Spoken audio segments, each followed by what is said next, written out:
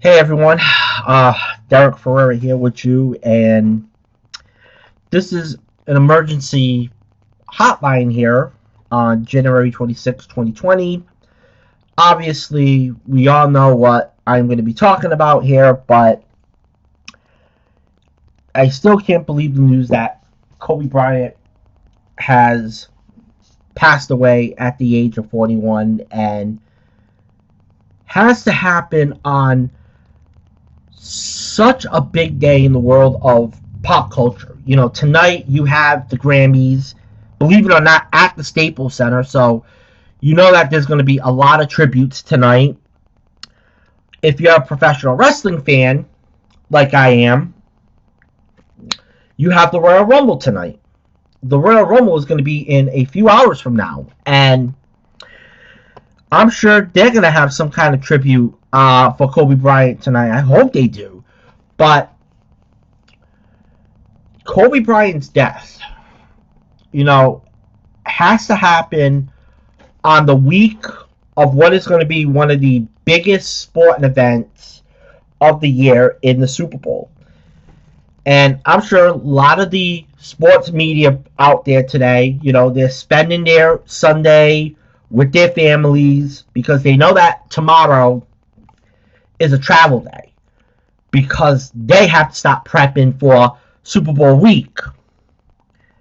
And then hearing the news around almost 3 o'clock. Now, I'll tell you, I heard this news right around 2:55, and I was about to put the Real Madrid soccer game on beIN Sports. And this was just me after watching a soccer game that happened in Portugal. I was watching. So, you know, I was taking a break. And then I decided, you know what, I'm going to go on Facebook. And I couldn't believe it. I couldn't believe what I read, that Kobe Bryant died. And then you hear a short time later that his daughter, his 13-year-old daughter, passed away. Another player on the daughter's team and her parent, not to mention the pilot. Thinking about this today, I was just like, you know what? Life is too short. Because you don't know when you're going to leave this earth. You could be on this earth right now, and then a second later you can die. But talking about Kobe Bryant, the player, for 2 decades, he was the perfect foil for the NBA. The guy was a villain to his own team and to the other 29 he played against. And this guy fucking loved it for every second. It's not an easy mantle to hold. You know, LeBron. You look at LeBron right now. LeBron tried to be a villain for a few weeks in Miami. And he knew it wasn't for him. Kobe was a villain. He wanted to tear your heart out, and he wanted to stomp it through the ground. Now, he wasn't Michael Jordan, and I will say, off the record, that Michael Jordan, to me, is the greatest NBA player in my generation. But Kobe Bryant, he was that villain. Listen to any young player right now in the NBA talk with nothing less than glowing aberrations for Kobe Bryant. Even his contemporaries idolized him. And it often makes me sick on how the Celtics roster is with Kobe fans. And I'm just saying that too as a Boston Celtic fan. But that speaks to his influence, his dominance, the mark that he left in the NBA. He came into the NBA after Michael Jordan and was able to carry it as the face in Los Angeles for the next generation. You look at the NBA today. The NBA isn't about who was better for a league that had just gotten its feet underneath itself. The NBA needed someone to usher in the next wave of basketball fans and to build upon the momentum it had gained in the 90s and to take, that torch, so to say, from Michael Jordan, as Michael Jordan took that torch away from Magic Johnson and Larry Bird. Kobe Bryant had that torch. And in fact, I believe he passed that torch to LeBron James. And just to think about it for a moment, and I might get into this here in this hotline, that last night he saw LeBron James break his record. But there was a great thing that he did. He coached his daughter. For all of the things that he accumulated during his time in the NBA, he was thriving as a coach. Seeing him and his daughter watch NBA games together, with her asking questions and him breaking down what he saw, it's just heartwarming. She got him to drop his trademark scowl in favor of a smile. And truth be told, it was great. But to hear about his daughter Gigi dying, and when I heard about it, I was just like, you know what? This tragedy is getting worse by each minute.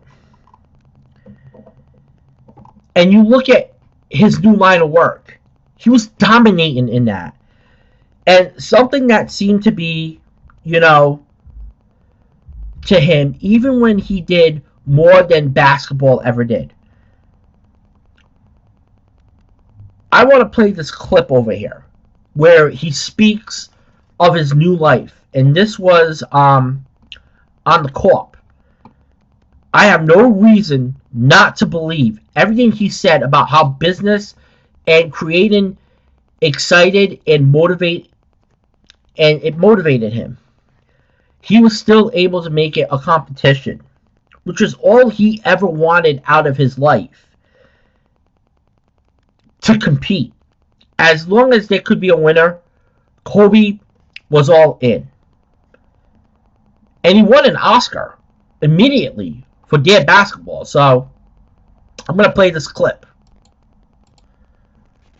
I don't know, 2 hours ago. We haven't really debriefed, so we're going to actually debrief right now. Kobe Bryant is intense, and I don't know if he liked me, A-Rod. There was a couple, when I asked him about the GOAT thing, that was he stared right through my soul. Just a couple of things. I will actually put this interview up in my description here, because it is 44 minutes long, this video. So I never thought of a world without Kobe Bryant. It just never even considered crossing my mind. I mean, he just seemed like one of those guys who would be around a basketball court talking shit, giving pointers to young players for the next 50 years. Instead, he's not even going to be at his Hall of Fame induction speech, which is perhaps the least important detail to come out of all of this. But it also puts in perspective how recently he was in the NBA. I'll tell you right now, I remember watching his last game. And the one thing that I can remember from his last game, it was a spectacle. It's everything that Los Angeles basketball stands for when you think of Showtime.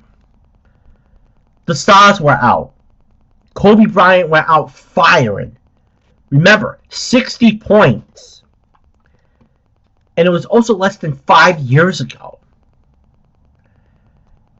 And he was set to headline one of the great Hall of Fame classes of all time.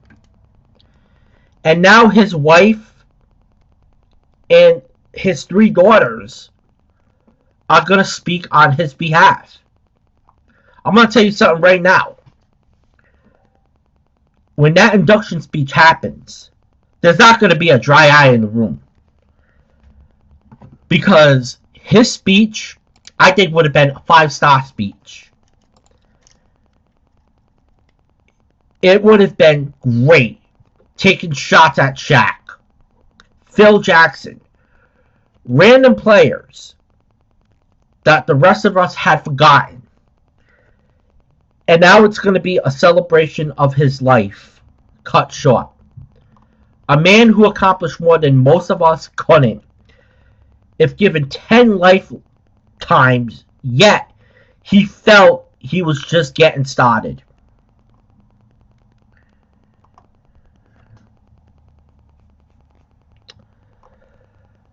All I gotta say is,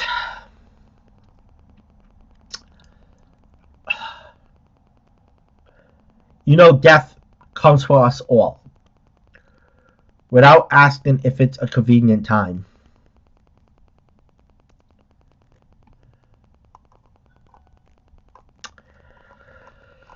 And I am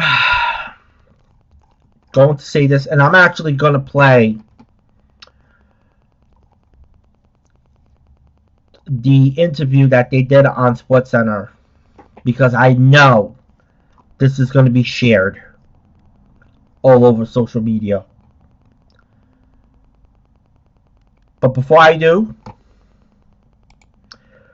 rest in peace, Kobe, Gigi, and everyone else that was on that helicopter.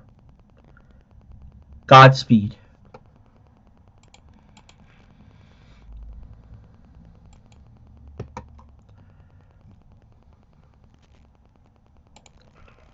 Today's a tough day. Today's a hard day. And I hope that everybody at home, you give that person next to you, whatever thing you have wrong in your life with them, if this might be small or big, let that shit go. Doesn't matter. I know I curse, I'm sorry. It's okay. None of that stuff matters, man. This is, it's about life and